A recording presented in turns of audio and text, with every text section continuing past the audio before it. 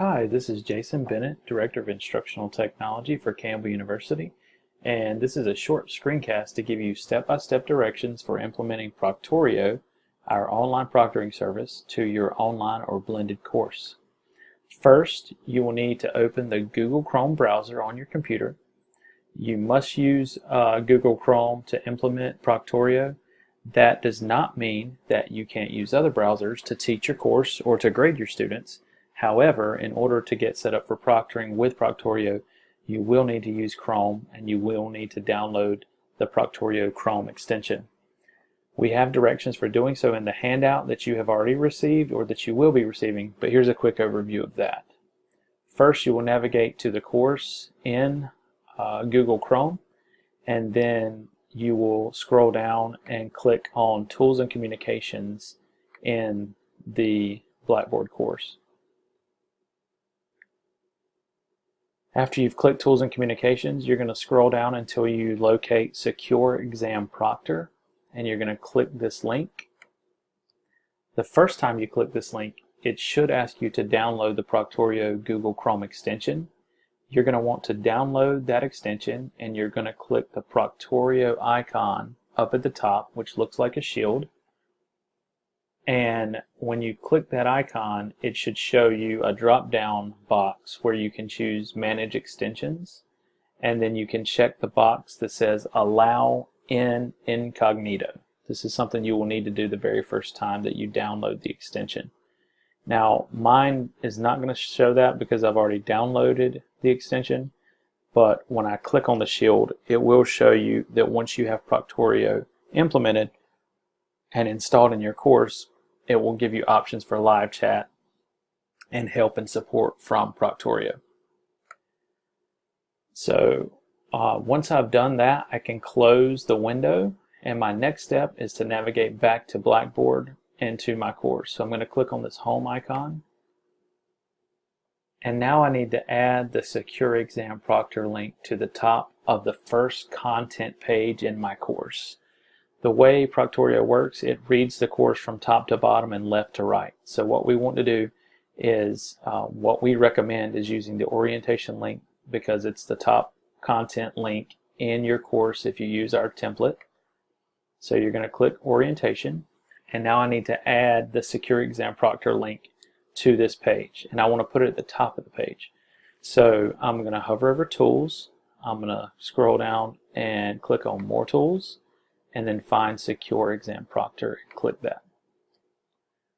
Once I'm on this second page, all I need to do is scroll down, verify that this is yes available, and then click Submit.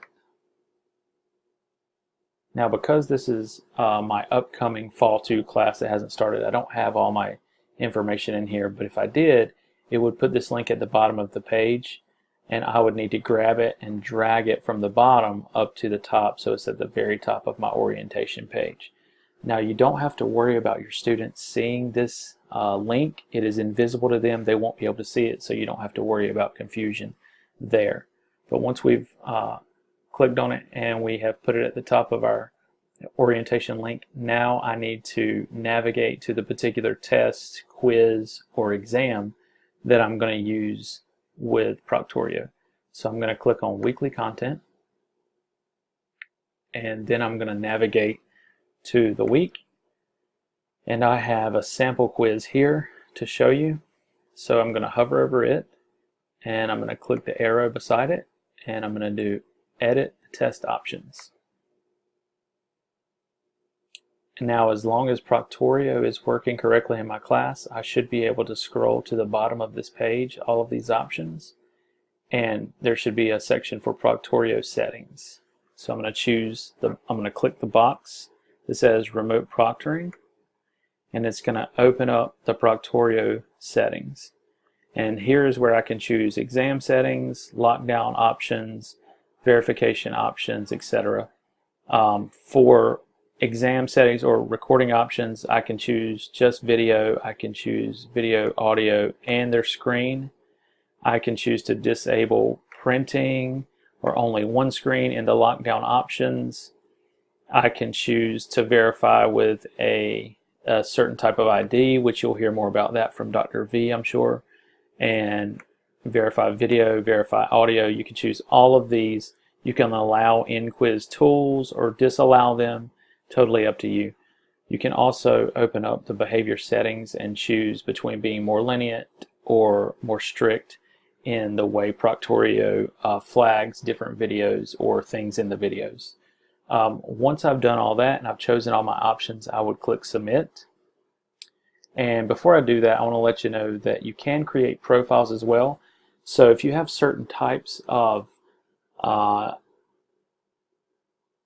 assignments that you want to be more lenient on or more strict on, but you don't want to be that way on every single one, that's where you would create profiles, and you would use a certain profile that saves these settings that you've chosen in those profiles so that you can quickly choose those again without having to individually click them. But once I have clicked Submit there, now my quiz is set up and ready to be proctored by Proctorio. So after my students have taken the exam or test or whatever I'm using it for, I will need to go to the Grade Center and go to the Full Grade Center in order to view what Proctorio has put together.